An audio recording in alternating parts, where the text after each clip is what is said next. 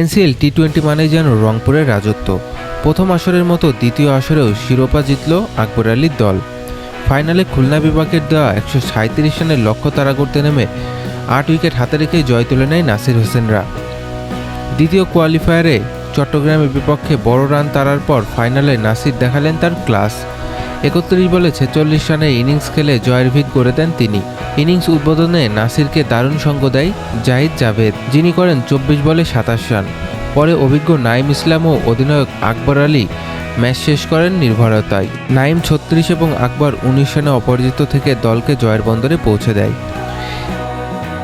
এর আগে ব্যাট করতে নেমে খুলনার ইনিংস শুরু থেকেই তালমাতাল। সৌম্য, ইমরান কেউই টিকতে পারেনি। আফিফের ছোট ঝলক আর মিঠুন মৃত্যুঞ্জয়ের দারুণ ব্যাটিংয়ে শেষ পর্যন্ত খুলনা পায় লড়াকু সংগ্রহ। মিঠুন 44, মৃত্যুঞ্জয় 24 রান করেন, কিন্তু রংপুরের নিখুঁত বোলিং আর নাসিরদের অভিজ্ঞ ব্যাটিংয়ে ট্রফি ওঠে রংপুরের হাতেই।